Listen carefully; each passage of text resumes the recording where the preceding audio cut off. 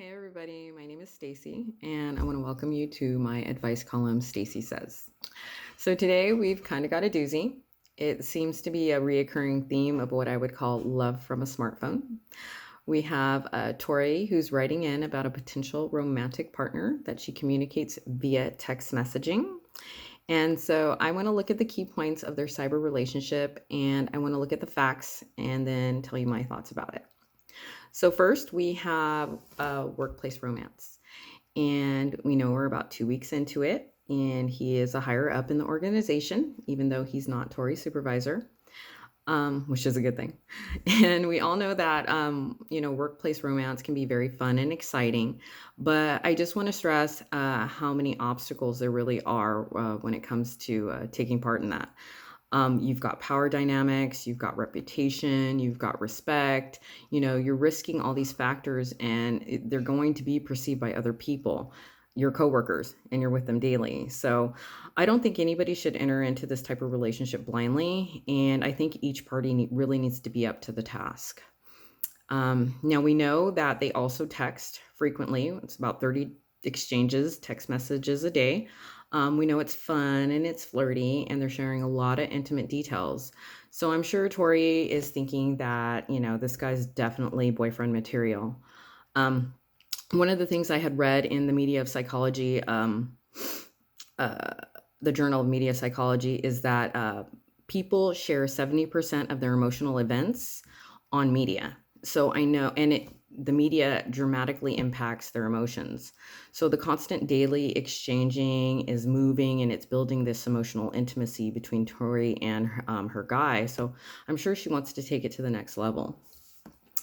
Let's see. Last, we know that he's avoiding face-to-face contact. So it's like he's giving some self-disclosure, but he's not giving it where it counts, and that's in a face-to-face meeting. I had read an article called She'll Text Me, and they said that, you come to expect this instant outcome and you stop tolerating any delays when you're texting people. So I feel that that's kind of where Tori's at, and where she's, it's like she wants that now. She needs that face-to-face, contact now because everything else is going so great. But sometimes you got to remember patience is a key.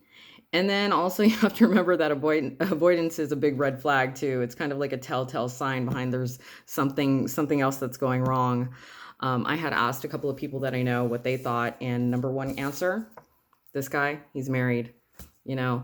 Somebody who doesn't want to meet face to face, they're hiding something. So, maybe he just doesn't want to get caught, or, he's scared of being seen, with you. You've got to take that could be one of the reasons why he doesn't want to meet. Another reason, he just may be a user. Maybe it's just purely entertainment and he doesn't really have any interest in meeting face to face. These are some of the things that you just kind of may have to think about, and reflect and see if you could maybe dig out and find more information about it. Ask around. You don't want to get into anything that you can't get out of, especially when it comes to being at work. So to answer your question, just get down to the brass tacks of it. I know you asked if you should call it quits, or Tori asked, should she call it quits or just be direct and tell him that she doesn't want to text anymore? I think the most important factor is that, this isn't a game. This is your life, and you're tying your emotional well-being into somebody who may not be willing to invest in you. And that's a big deal.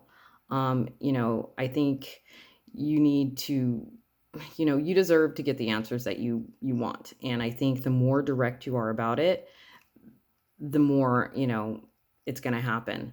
Maybe he's the type of person that likes to take it slow. Maybe you build on live phone calls. Maybe you need to think about the pros and cons behind entering in a workplace relationship. This may be one of the biggest reasons he hasn't taken the time to meet you face to face, is because he's scared of that.